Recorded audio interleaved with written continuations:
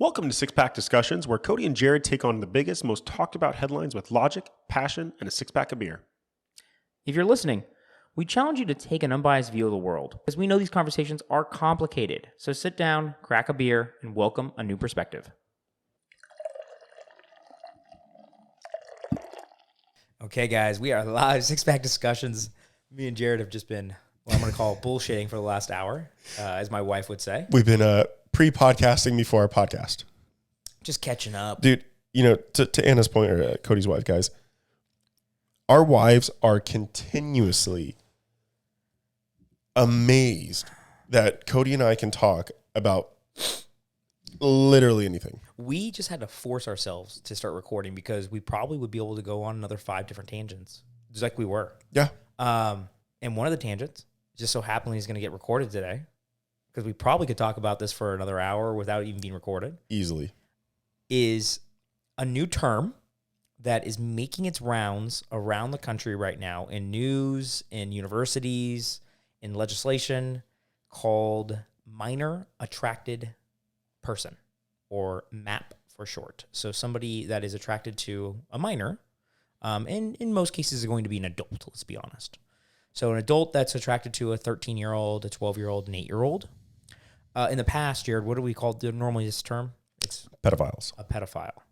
So before we get into minor attracted person, what are we drinking today, man? Today we are drinking Wiseacres. Yeah, Wiseacre Brewing out of Tennessee, Memphis, Tennessee. Their Tiny Bomb, little American Pilsner. Okay, dude. I'm excited to try this out. The can is cool. We'll talk about it in a little bit. Yeah. This one was really interesting, guys, because think about the spectrum that we're dealing with here in America.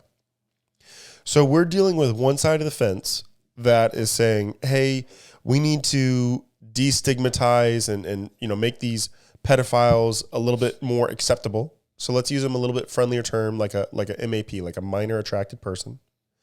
And then we have the other side of the spectrum, like Florida, and saying, yep, if you rape a child, death penalty. That's the spectrum, right? Yeah. 100%. 100%. People right now, there are some states, and we'll get into some of the legislation that are kind of passing laws to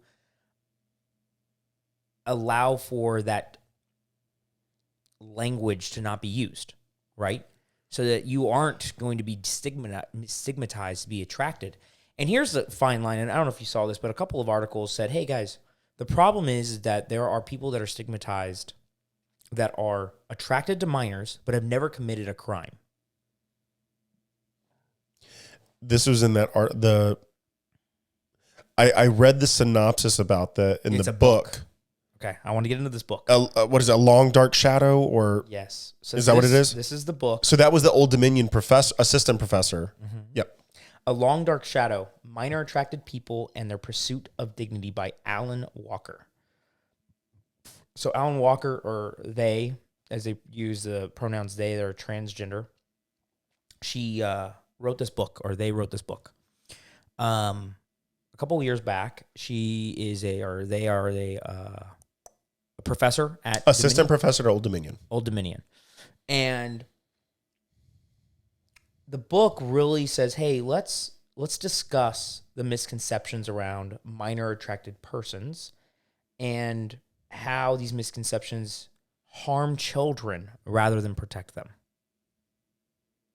And I was thinking, man, that's an interesting take. So what are they? So I started reading through the synopsis. She said there's 3 of them. People that use the word pedophile and child molester interchangeably, implying by nature that anybody that's attracted to children are involved in criminal types activities. So that's what I just kind of said a minute ago. Mm-hmm. And that's interesting because I've never thought of, a pedophile, like somebody that's just like, I guess, attracted to a child. I've always thought, yeah, that's a pedophile. That's like, it's illegal.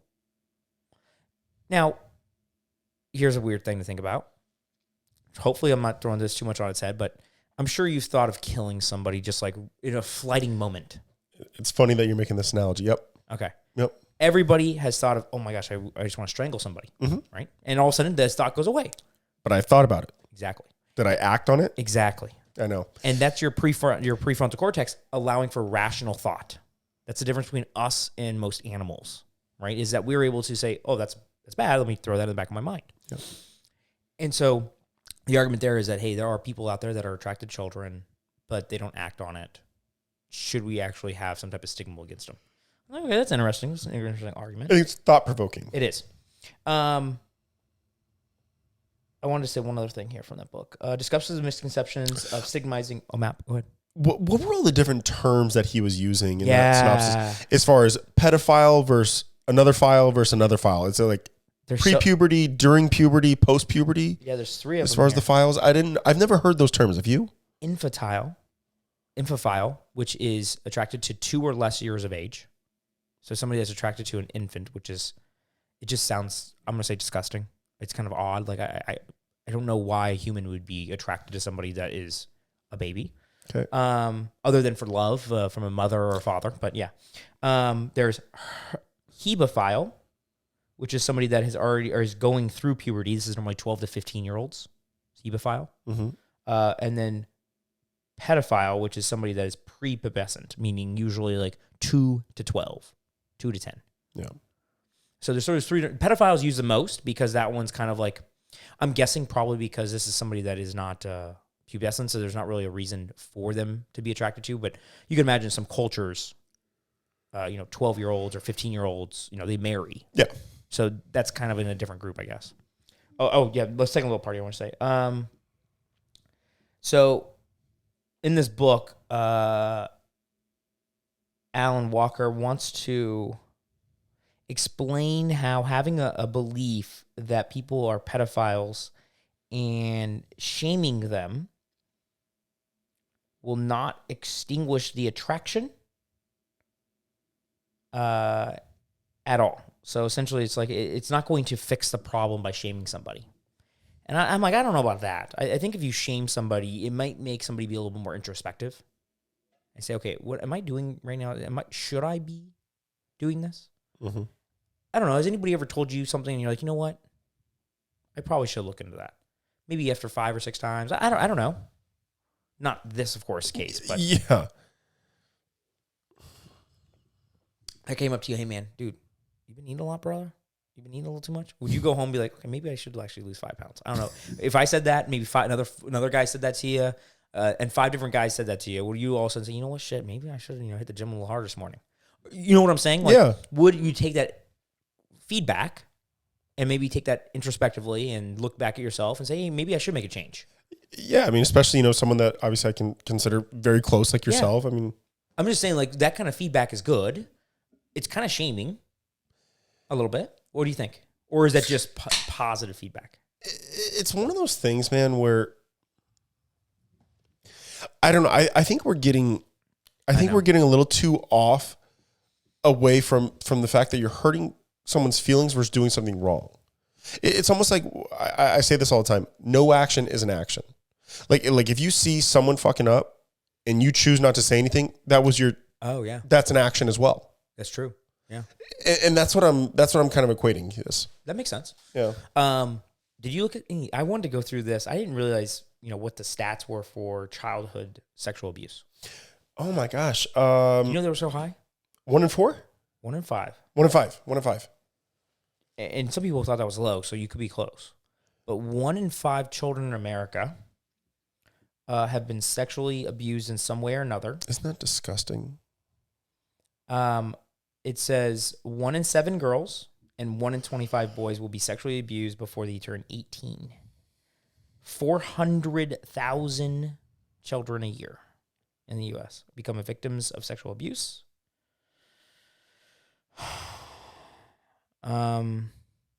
Which one was the craziest one here? Someone thought 1 in 5 was low? I think it should be higher. Wow. They believe, because these are, of course, based on like a population that actually stated it. Yeah. But a lot of people don't come forward with that information. Here it is. This one that actually was pretty ugly for me. 75% of child pornography victims are living at home when they are photographed or videoed. Parents are often the most responsible. That's pretty disgusting. So of kiddie porn, it's usually the child's parents filming or taking pictures. It's funny because there was a recent case. It was a couple years back. Me and Anna were reading about it. They arrested some parents in Mesa. And Mesa guy's just, 7 miles away, right? It's like the next city over. They arrested some parents, and they produced videos of kid porn for years with their own children. They had like 6 kids. And they would get paid, right, from other child molester type people to perform those acts with those children, and they would videotape them. That's the type of people we're talking about a little bit here today. I was thinking, the whole situation is fucked. You're getting paid to allow a predator or a sexual child molester to come over. They pay you a fee, and then you videotape the act, and then you put it online and make money there. What kind of low individual, for one, but also a parent, is all right with this? Exploiting their children for profit? That's slavery. I don't know why you even have kids. You clearly hate them. Well, you have them to make money at that point.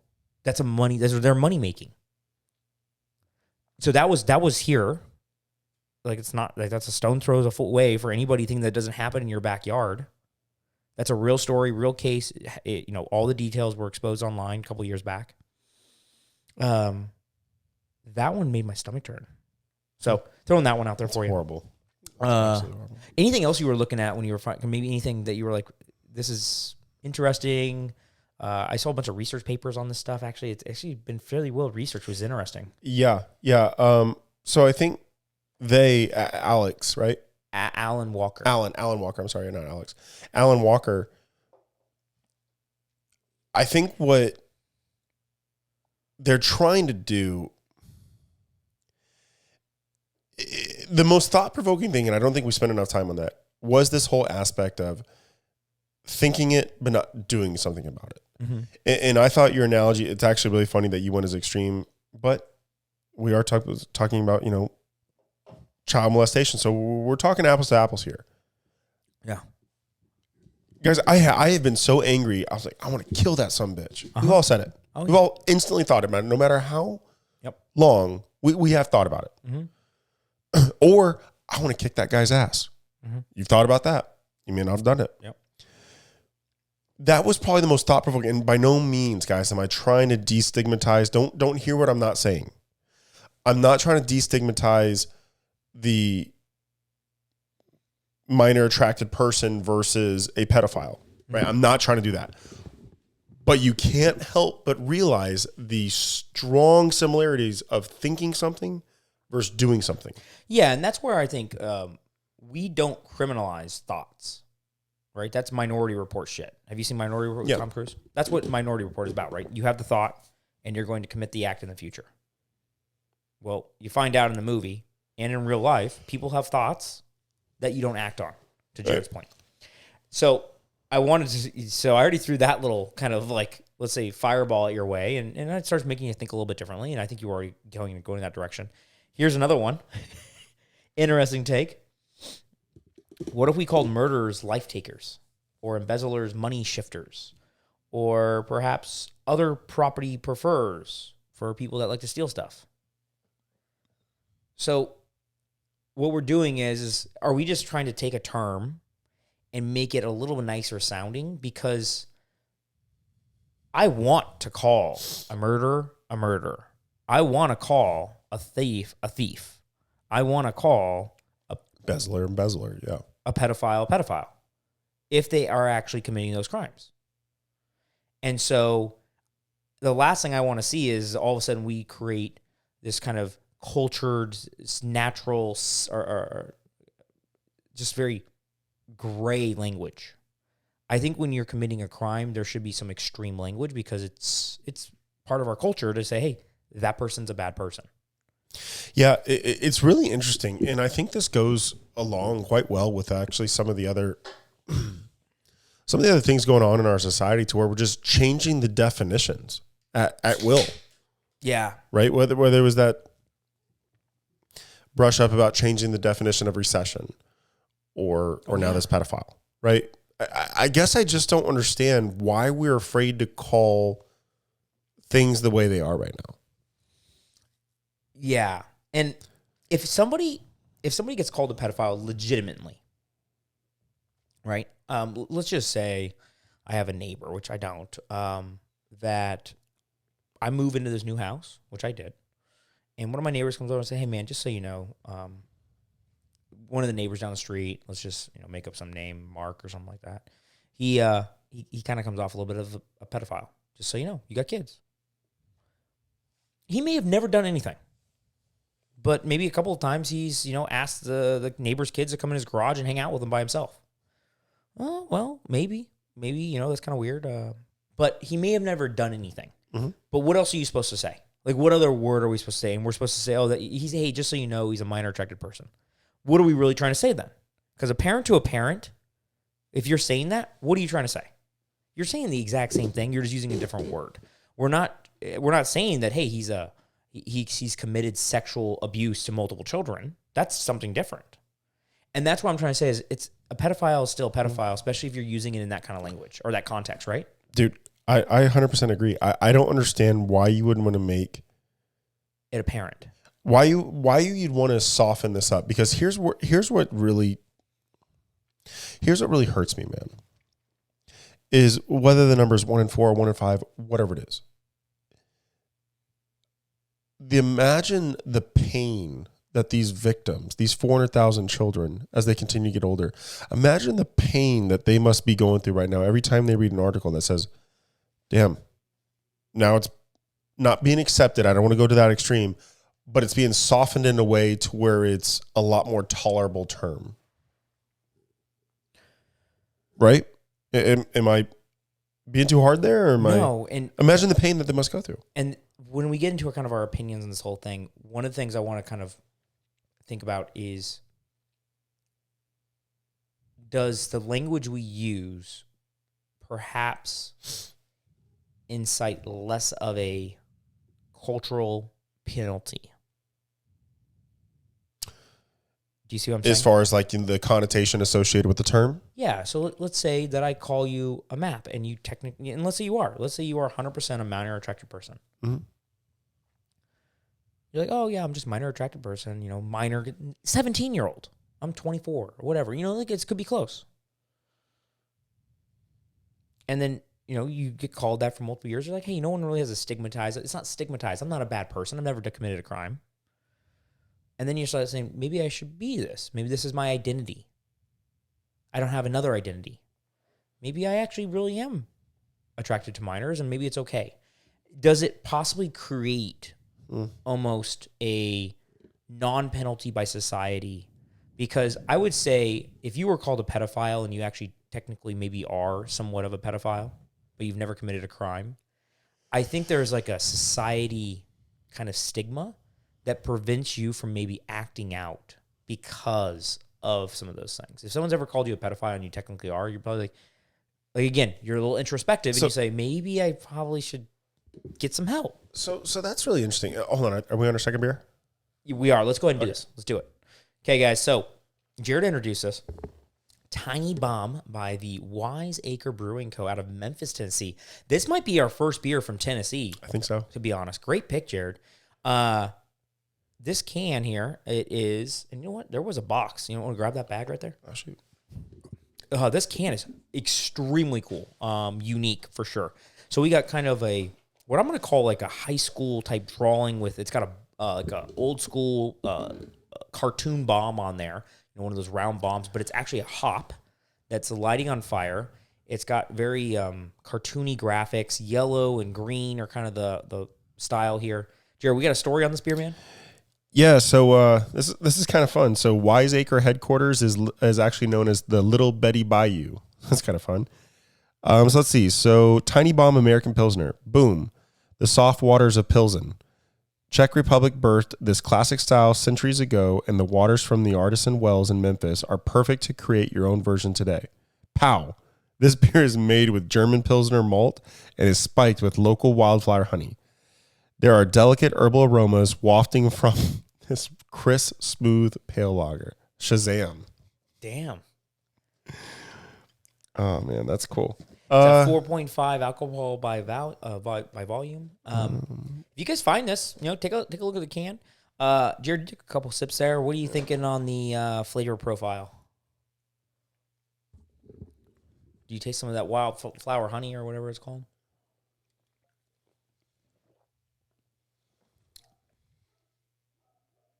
I don't like it.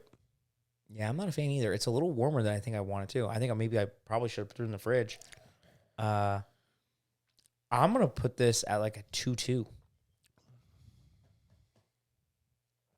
I think you're too high. Oh my gosh, what are you thinking, Jared? Dude, I 1.8. 1.822. No, Sorry, guys. no, Tiny Bomb.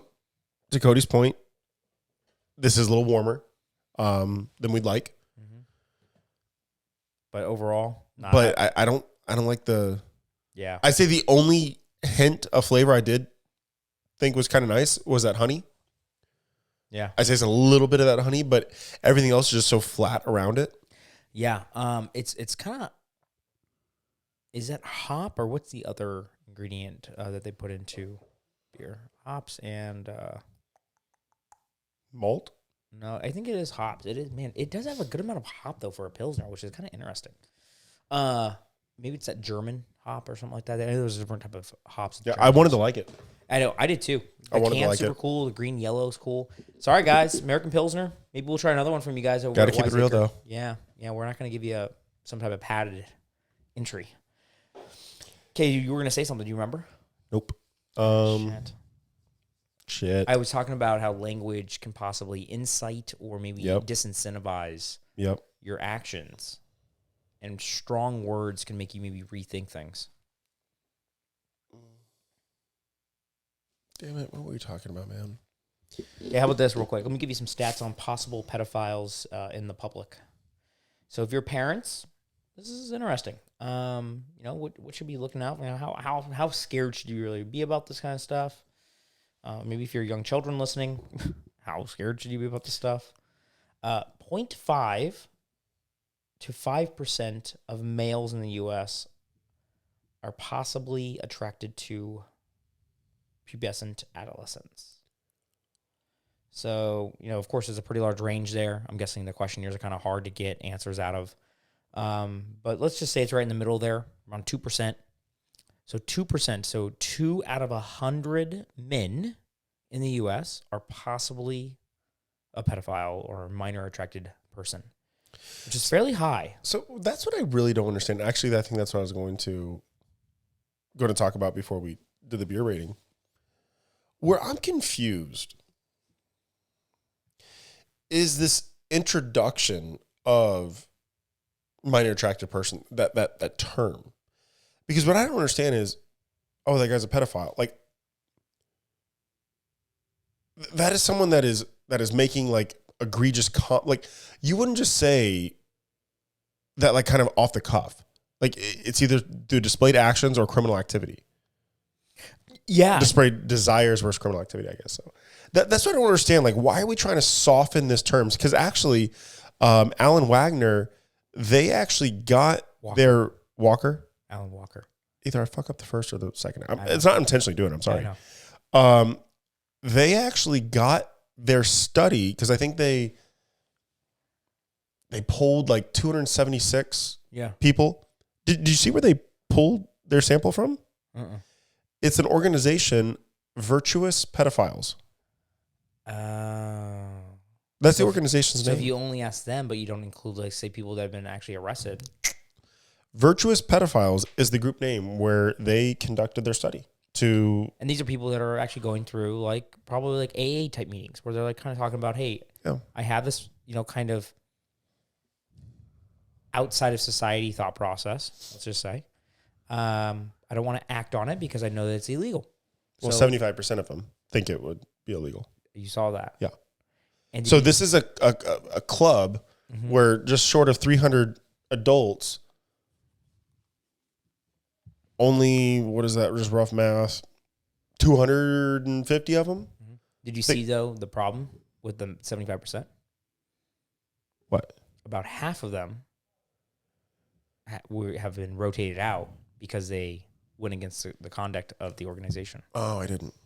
So you're getting kind of a bad sample size there because anybody that goes against conduct and expresses that, they're like, hey, you can't be a part of this now that you've committed a crime. So it's 75%, kind of. It's just so weird to me. Why we have no problem calling someone an alcoholic, calling someone addicted to smoking, calling someone obese, Pothead, crackhead, drug addict. cokehead, yeah. Why do we have a problem calling someone? You are who you are. Those are right? those are all indulgences that we have choices to make on, right? I would argue that we get there's some weird thoughts that go through people's minds. Yeah, 100%. And I'll go as far as to say I'm not going to blame someone for thinking fucked up things. Yeah. Like I said, I've wanted to kick several people's butts. I've wanted to kill certain people out of, flashes of anger. So look, I have messed up thoughts too. All the time. I'm not saying I'm fantasizing my kids here, guys. Again, don't hear what I'm not saying, but I think of fucked up things. 100%. 100%. I think about things. I'm like, how the hell did they even get in there? Exactly. It's like, wow, you're weird, Jared. I say that stuff. Am I like, did I say that out loud too right now when I'm driving? Like, what the fuck am I doing right now? Good. Right. So you're real. So I'm not going to ever fault someone for their thoughts. I fault someone for their actions. So I'm going to fault someone for being an alcoholic, for continually putting alcohol to their lips, or for smoking, or for eating another cheeseburger. Why can I not fault someone for acting upon their thoughts of being attracted to an adolescent child? Yeah. Why are we so afraid to shame someone for wrongdoing here? I don't know. Did you see what the DSM-5, which is the book of mental disorders, is doing? No, I did not. So I wanted to find out. I was like, hey, did we ever consider pedophilia a disorder, like a mental disorder? Because there's a lot of different things that, I would imagine at some point we did. So we considered it like a sexual orientation issue. Like, hey, you're attracted to a group of people that you shouldn't be. Now, it is getting removed from the DSM-5 because it has a negative connotation at this point in the kind of psychologist world. And they've been removing a lot of different things from the DSM-5. So it's becoming kind of I don't know, it's still referenceable, but even the World Health Organization has a lot of different types of pedophilia type of language in there compared to the DSM-5, which is more of a U.S. governed document. So they call it a pedophilia disorder. It's a diagnosis following recurrent, intense sexual fantasies, urges, or behaviors involving sexual activity with a prepubescent child, generally age 13 or younger, for a period of at least 6 months. These sexual urges have been acted on or cause clinically significant distress to impair social, occupational, or important areas of function. The person is at least age 16 and is at least 5 years older than the child in the first category. So, I mean, like a 16-year-old. 16 to 11. Yeah, exactly. 16 to 7, right? Whatever it is. It does not mean that you have an ongoing sexual relationship with the person, but you just have urges to have sex with them. So you see all that. And then also it talks about, hey, you may have sexual urges and also may act on them, such as viewing child pornography or sexually abusing a child. And so we categorize that. I think this is like 50 years ago. And that's getting removed. They've already removed kind of almost all the other language except for that one, just so much. Setting the stage. And if somebody is having those thoughts, I don't know how I could say that's not some type of mental disorder. So you know what's actually really interesting? So I don't disagree with you, but I want to pull back from a previous episode where we were talking about the age of being an adult. A consent, yeah. You know, how weird that you can operate a 4,000-pound moving object at 80 miles an hour. That's 16. Certain states, buying a gun at 21 versus 18 now, and smoking cigarettes at 18. Drinking alcohol is not till 21.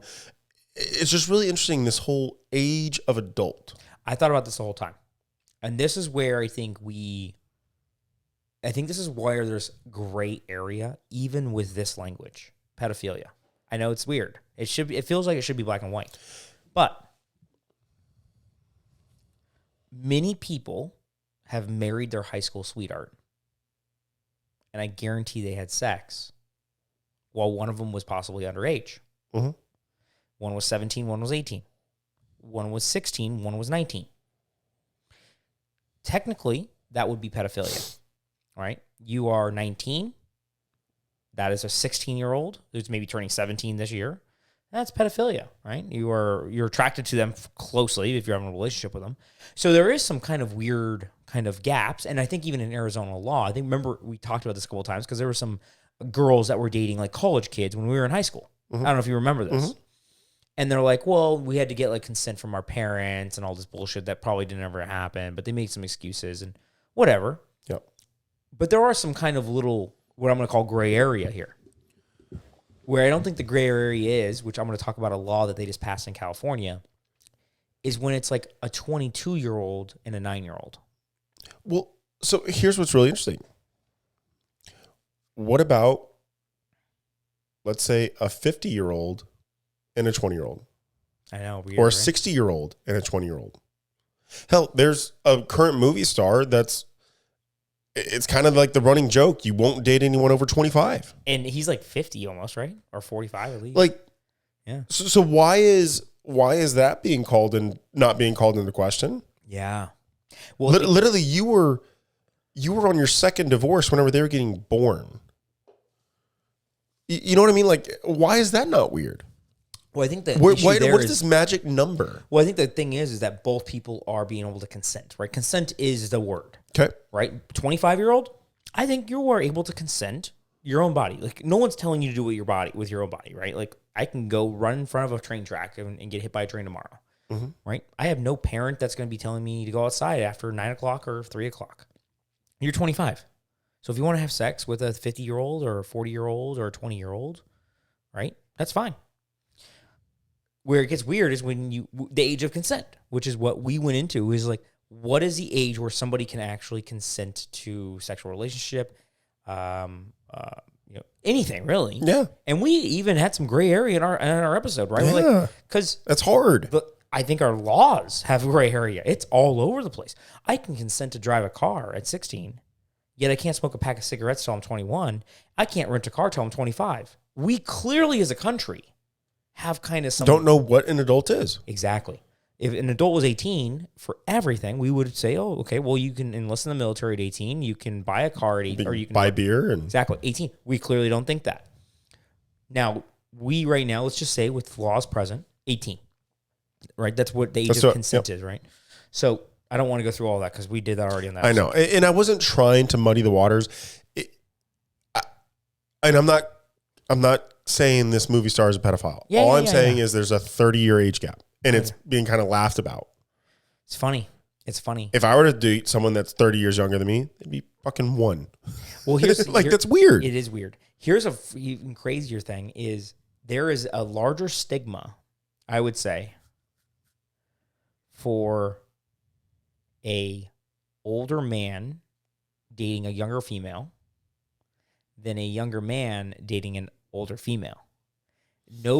Everyone is going to be saying, what a boss bitch. How awesome are you? You're 62-year-olds pulling 21-year-olds. Yep. How cool are you, chick? Mm-hmm. And when there is a 60-year-old man with a 25-year-old great-looking chick, they're going to be like, look at that gross old man. Yeah. Oh, you must have a lot of money. So it's funny because we talk about stigmas, but that happens everywhere. Whatever. And it just happens because that's how society deems it. And it's probably from one newspaper article one time that said something, all of a sudden, yeah, if it's an old man with a young girl, she is just waiting until he loses her money or he dies or some stupid shit. Yeah.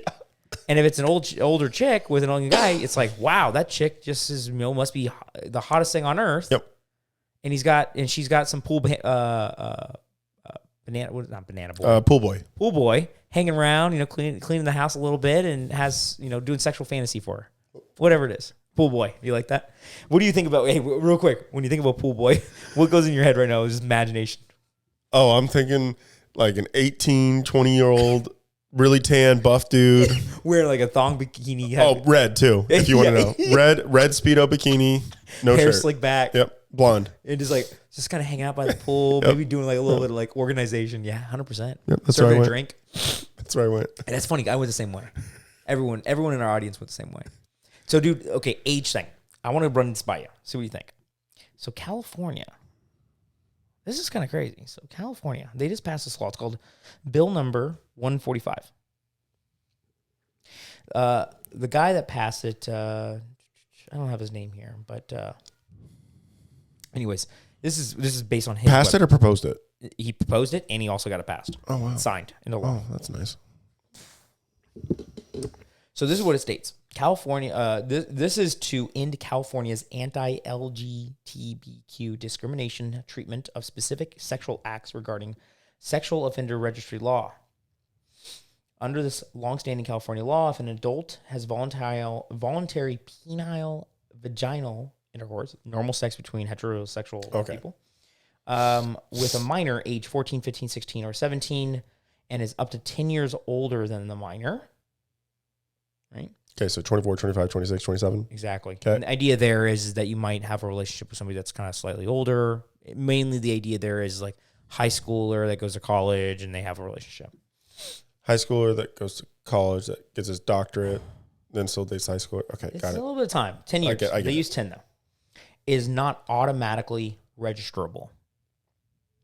So the idea here is that a 19-year-old senior goes to first year of college, 19, they have a 16-year-old girlfriend or 17-year-old girlfriend. If for whatever reason that girlfriend says, hey, yeah, you know what, we broke up and I feel like he sexually assaulted me. Mm-hmm. If this law was not in place, not this one, the one prior to this, that would go on the sexual For the rest of his life. For the rest of his life.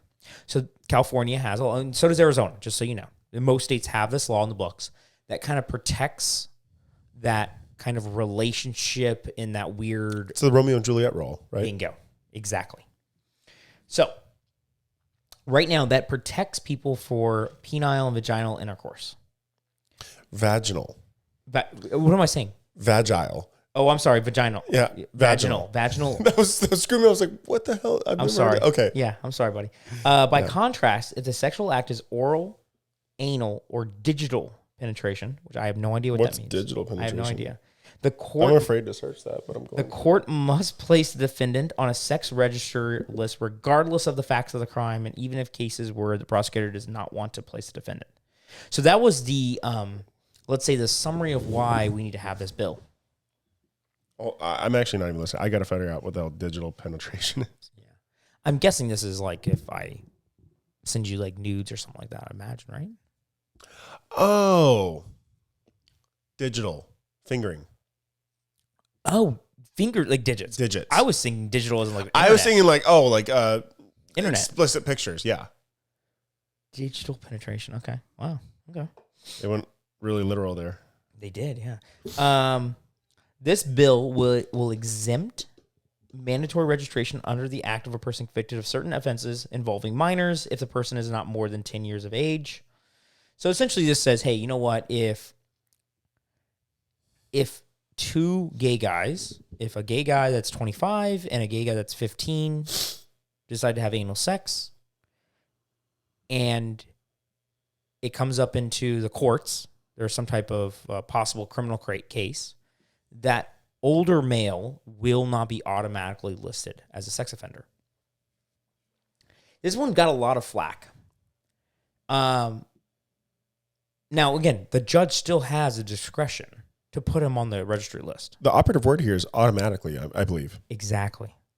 Because before it was automatically. Oral Yep. sex, fingering, whatever it is, automatically, no matter what, if you were male, female, unless you were having standard intercourse, let's just call it, you were always going to get on the list.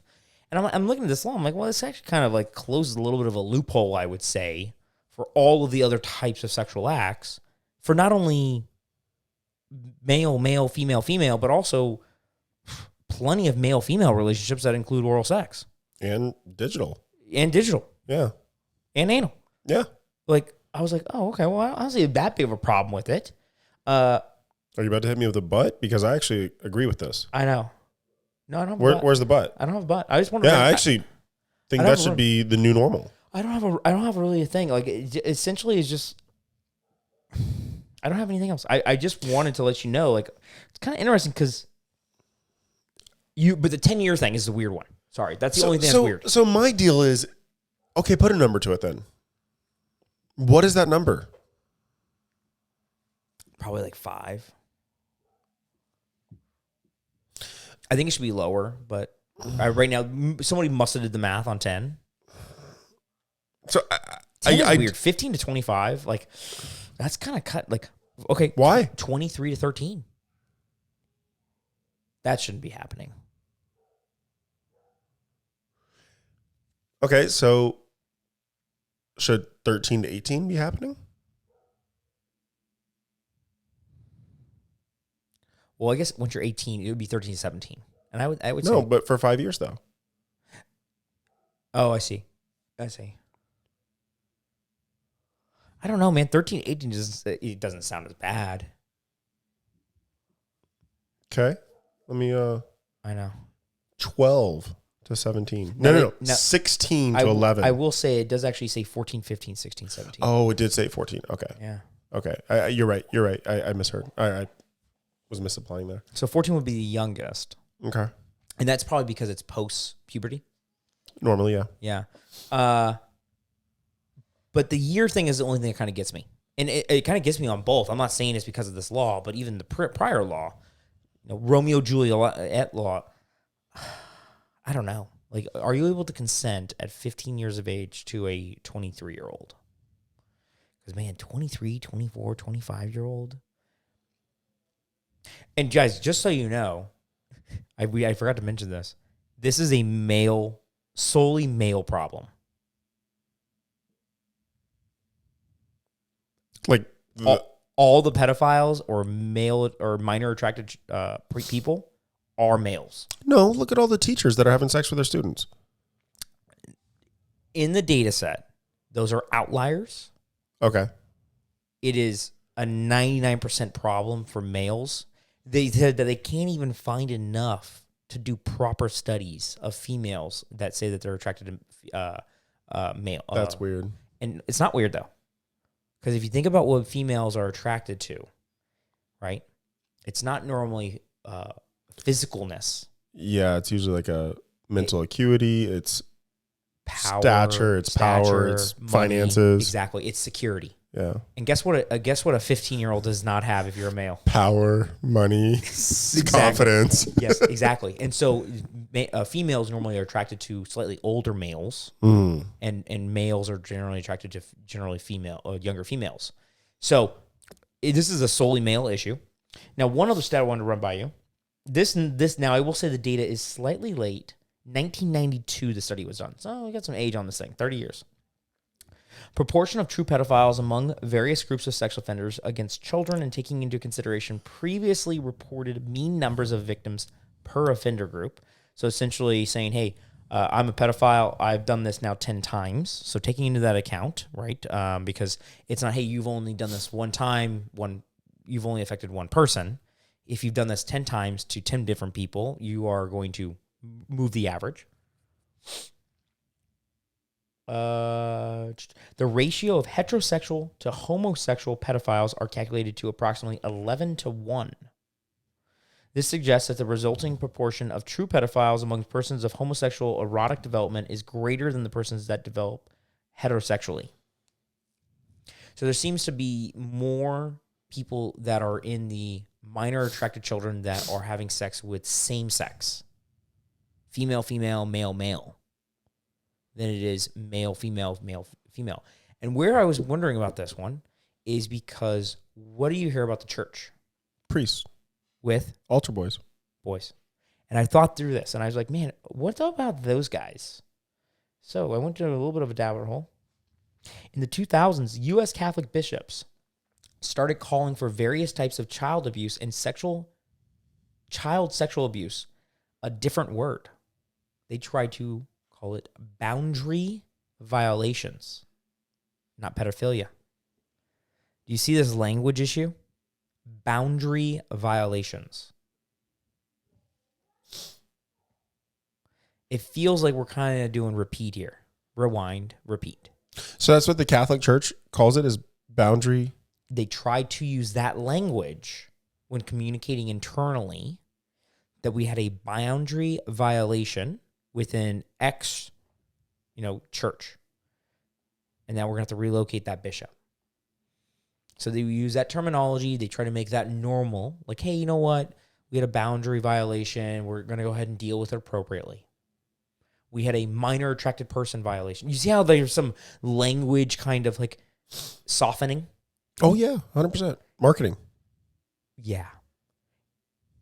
And so I read that and I'm like, what are we doing here? No, that's Fascinating, right? one word to put to it.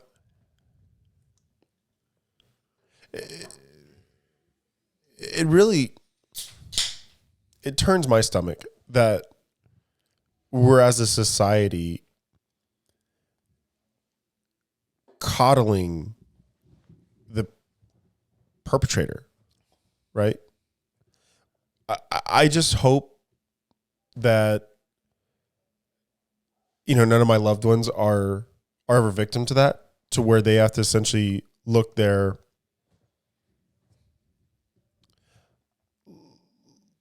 person in the eye that did that to him, and now it's accepted. Yeah, that's... You ever read these stories? I love reading these stories about... it always ends up being like Texas or Florida man or something like that. Oh, fuck. Florida ain't got nothing on nobody. Those guys down there are wild. The wildest. But you'll get some... Have you ever played Florida Man game? Oh, yeah. You type in a date, any date in Florida Man. The whole Google search is all Crazy shit that happened on that day. You're like, what the hell? So I think it was Texas or Florida, where I feel like a couple years ago, there was like 3 of these incidents where there was a pedophile that tried to crawl through a window or was in my daughter's bedroom, right? And I caught him, and he just shoots him or beats the living shit out of him until he dies, right? That's a Texas thing, probably. It sounds that more sounds Texas. It does.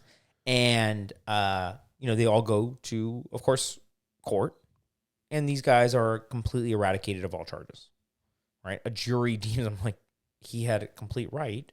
He was not only defending his own property, but he was defending his child from a sexual predator that tried to creep into the night. Like there's so many kind of like reasons why, of course, they should be evicted of all charges.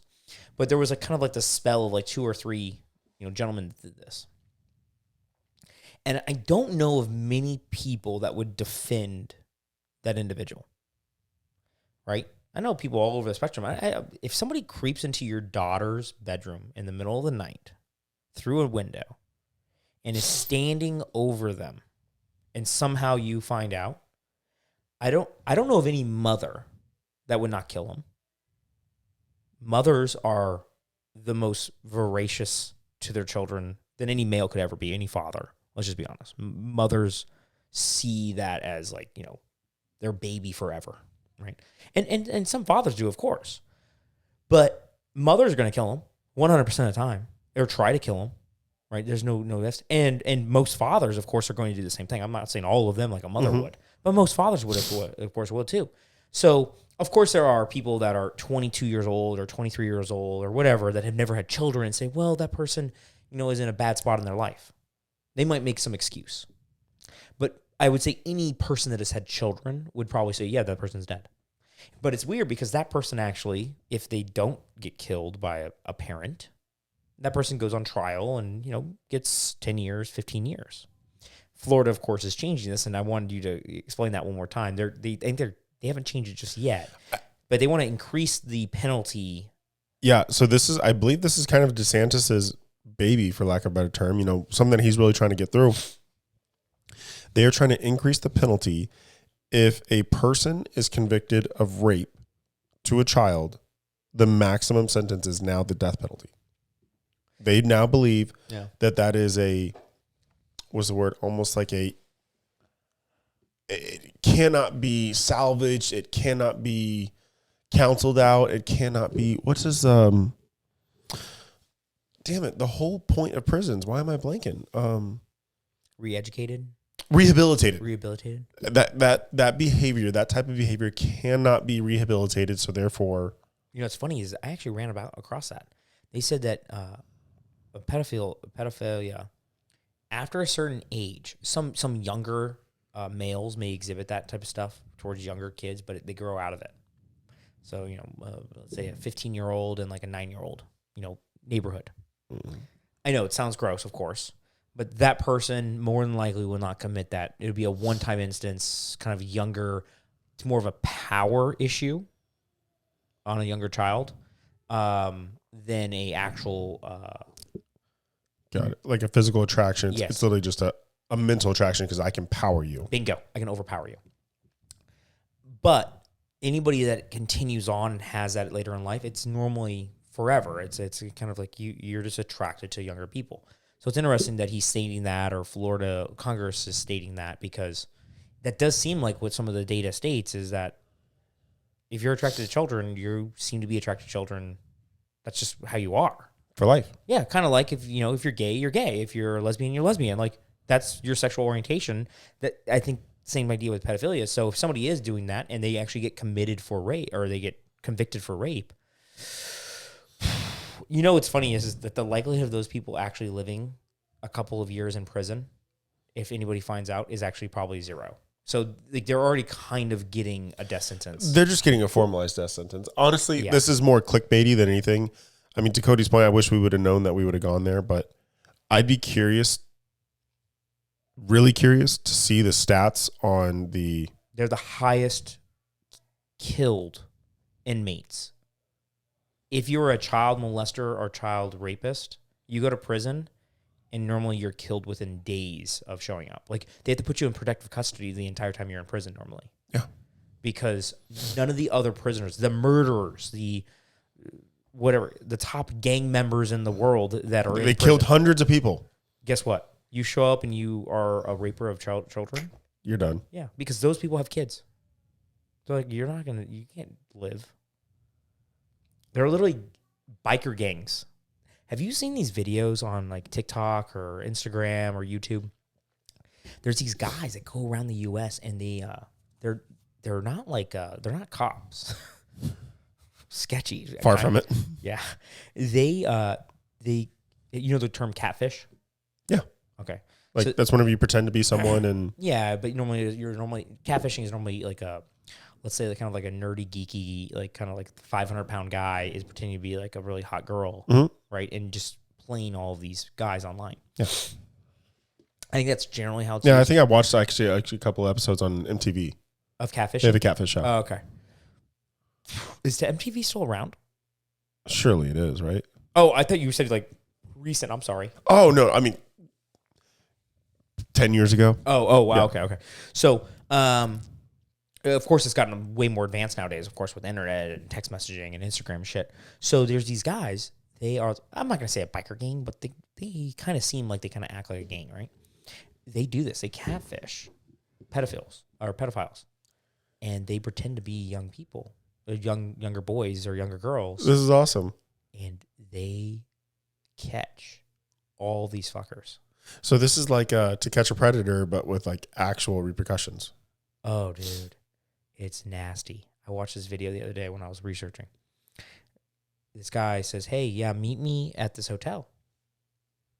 And the little boy, the actual guy with his fucking 20 buddies, right, are showing up at this hotel.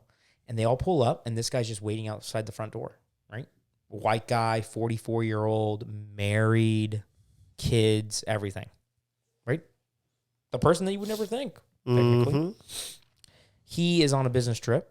He's up in Colorado and Denver, and he's made the connection with this kid, you know, like on Tinder or whatever. Says, yeah, you know what? Yeah, I'm more than happy. I'll get us a hotel room. I'll bring some alcohol. We'll just, hang out and have some fun. That was all the messages and shit. They're showing it all. So all of a sudden he shows up, or the kid, which is actually like this 42-year-old, biker guy, shows up all by himself. One of his guys got his camera, and he's like, hey, my name's, Thomas. I'm the 12-year-old boy you've been talking to for the last couple days. Oh, what? No, it was a complete misunderstanding. well, I told you I was 12. And he said, oh, that doesn't matter. We're just going to hang out. What were you going to do with me? What were you going to do with a 12-year-old boy that got dropped off by Uber at a hotel? With alcohol. Yeah. What were you going to do? How about this? Call your wife right now, because I already know you have a wife. Her name is Darlene or whatever. Call your wife right now. And if you don't call her, we're going to have a problem. He has to call her and tell her what he's doing. And then, of course, they get police involved and all that shit. But he has to tell her that he was meeting a 12-year-old boy, that he thought it was so-and-so, and he planned on having sexual intercourse with him. All over the phone, live on this thing. How fucking embarrassing. This guy's face is face. Like, it's like, it's not like it's dark or anything. Like, this guy is, and dude, he's like in a suit. Like, he's like a legitimate, he probably has a real job. He's got kids. His wife is crying hysterically on the phone, freaking out. Like, she thinks she's getting pranked. And she's like, is this really you? Yes, it is. We've been married for 18 years. All this shit. Oh, my gosh. Do you imagine this for that wife? No. I'm reading. I'm like, I feel so bad. And all the comments are, I can't believe you would do this to the wife. I'm like, you realize that he's already done this 10 other times? Oh, yeah. This is the 10th time. You know the perpetrators for this shit? They get caught after 10 times they've already done it. That's the average. So he's already done this 9 times. This is the 10th time that he has now had some little 12-year-old boy or girl or whatever show up at a hotel, and then he, added alcohol or drugs to the situation. And I'm like, good. You see that? And I got to show you these videos because they're nasty. Like you're like this is dude. You're just describing it. I mean, that's just disgusting. But that's the kind of people that we want to now call minor attracted person. And even if I use that terminology and I said, hey, you know what, little 12-year-old Thomas or whatever the kid is, hey, just so you know, I'm an MAP. Sorry, that language means nothing to most people. It almost is kind of like it's a get out of jail free card. Sorry, no, you can't do it. Yeah, you can't do it. So, guys, as we kind of wrap this up, I think we did a pretty shitty job of hiding our opinions about this throughout the episode. Unless you can refute that. Dude, I think we brought up a couple things. I think the language. No, I did think. Okay. We brought up a thought-provoking point as far as thinking about it versus acting on it. 100%. And that's really the only element of this entire podcast I can say, I get it, but I don't view people thinking about that as pedophiles. Yeah, like... I view them as, you think of fucked up things, but I view pedophiles as people acting on it. Like, I can imagine, when we were back in college, I'm sure there's a couple of situations where you're like, okay, are you 18? Like, we were 19, 20 years old. Dude. And we had to kind of do this double check, but the thing is that we're like, oh, that chick's hot. Wait a minute. She's 16, bro. I don't know. Okay, bye. But you see that's the difference. She was hot. Exactly. Exactly. So it was actually really funny because I was talking to one of our buddies about this episode, and he's, oh man, I think it's messed up, blah, blah, blah. I was like, well, it's not always cut dry. I was like, how about this? You're not married. You don't have kids right now. You're 25 years old. You're at the club. Mm-hmm. You're overindulging a little bit because you're 25. Yeah. And a 16-year-old gets in with a fake ID because I didn't have a fake ID, and I'm sure you didn't either, right? Yeah. You have sex with her. Mm-hmm. Dude, is that pedophile? Are you a pedophile now? Yeah. Because technically you are. Yeah. And it's actually, that's criminal chargeable. Quite literally. Right? I thought about, I'm like, we were out in, for a bachelor party for my brother. Mm-hmm. And we were at this pretty cool bar. It was actually like a gay bar. And we were there hanging out. Oh, this is at the pool, right? At the pool. And there were a couple chicks, and they were from a different country, but they spoke English and everything. We started talking to them, and all of a sudden I was like, oh no. Because I'm there with 10 guys, and they were really aggressive. And I'm like, I think this one girl is like 15. Oh no. But they're from like Argentina. They, they're speaking like not perfect English, but broken English. But I'm like, and the thing is, like, you just don't know. You have no idea how old some people can be nowadays. And I asked them, I was like, hey guys, how old are you guys? Like I kind of raised the red flag up so everybody could hear. And one girl says she's 15. They were with her mom. Her mom's right there. But their culture was they were out there partying with their mom. Right? So are all your brothers and his friends pedophiles? Have no idea, right? Again, but all of a sudden everyone, you should have seen those 10 guys all turned around real quick. They're like, I'm here to have fun, not get arrested. Yeah. Peace out. And that's the difference between action and thinking. Yes. Right? And that's where you're like, okay, red flag up. Okay, I'll go hang out somewhere else. Yep. And some people just don't do that. Cool. And that's what we're saying is that we should not be softening the blow to people that don't do that. No, we should never remove the stigma across people that take that action. 100%. Cool, man. I think this was actually somewhat of a cool episode. I think enjoyed so. it. I think so as well. I think so as well. I think Alan Walker. Yeah. Alan Walker? Alan Walker. Oh, third time's a charm. I think Alan Walker, they brought up some interesting points in the book, but ultimately I think it was a skewed study from cherry-picked audience. I also think that Alan is coming from a place that doesn't seem from like genuine. Nope. I don't think. Well, whenever you cherry pick your sample size, I can't. You're not actually looking to study. You're looking to support your thought. Justify. You're looking to justify, yeah. And if you're doing that type of stuff as a scientist, as a professor, as a teacher, you're not trustable now. No, and that's why you got dismissed from Old Dominion. Exactly. If you're doing any type of stuff like that, you're not trustable. Your book should not be written or been read. Should not be read as it could be read as an example, perhaps, but it can't be read as like the law or the rule. Because to your point, what are you saying? Cherry picking? Yeah. Yeah, you can't cherry pick when you do No, that stuff. it's wrong. It's not actually conducting science. Exactly. Okay, guys, really appreciate it. I think this was an enjoyable episode. For everybody that didn't know what an MAP was, now you know. Minor attracted person, also known as a pedophile. If anybody uses that terminology, know that I don't think it's going to last long. But I hope not. At least I hope this doesn't gain traction. Hopefully, this is educational for you. Yeah, we got some pretty hot ones coming up. We got talking a little bit about electronic voting machines. Oh yeah, good or bad. I actually want to talk about this new mortgage that was proposed. As far as that May 1st, that mythical. Bro, yeah. I think we need to talk about that next because there are week? a lot of questions. So many.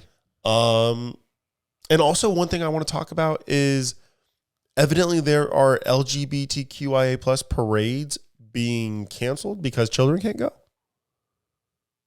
And I think that's a little weird. They're canceling because the children can't go? Correct. I'm in. So we got some very interesting topics to discuss here in the near future, guys. So keep them coming. Yeah. Give us a subscribe on YouTube and click follow on all where you follow podcasts. See you guys. Thanks, Bye. guys.